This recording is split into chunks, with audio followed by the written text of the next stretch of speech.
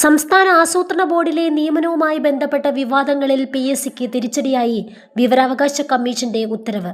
വിവരാവകാശ നിയമനവുമായി ബന്ധപ്പെട്ട പരീക്ഷാ രേഖകൾ പുറത്തുവിടാൻ വിവരാവകാശ കമ്മീഷൻ ഉത്തരവിട്ടു.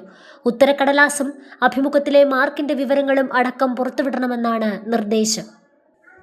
7 ദിവസത്തിനകം നൽകാനാണ് കമ്മീഷന്റെ നിർദ്ദേശം.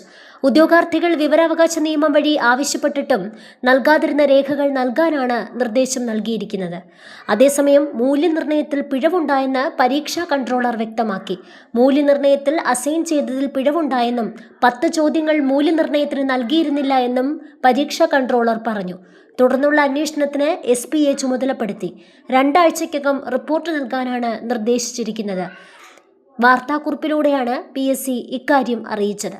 ആസൂത്രണ ബോർഡിലെ 3 പ്രധാന തസ്തികകളിലേക്കുള്ള മൂല്യനിർണ്ണയ നടപടികളിലും റാങ്ക് പട്ടിക തയ്യാറാക്കിയ രീതിയിലും വ്യാപകമായ തട്ടിപ്പുണ്ടെന്ന് ചൂണ്ടിക്കാണിച്ച് ഉദ്യോഗാർത്ഥികൾ രംഗത്തെത്തുകയായിരുന്നു. ഉദ്യോഗാർത്ഥികൾ അപേക്ഷ നൽകി ഉത്തരക്കടലാസുകൾ കൈപ്പറ്റിയപ്പോഴാണ് ക്രമക്കേട് വ്യക്തമാകുന്നത്. ഇൻഡസ്ട്രി ആൻഡ് ഇൻഫ്രാസ്ട്രക്ചർ വിഭാഗം chief, perspective planning division chief, planning coordination division chief എന്നീ തസ്തികകളിലെ പരീക്ഷാ ഫലത്തിലാണ് ക്രമക്കേട് നടന്നത്.